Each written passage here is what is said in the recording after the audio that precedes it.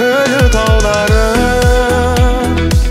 көк майса шалғын баулары, жанымды менің тербеді, ей баурады.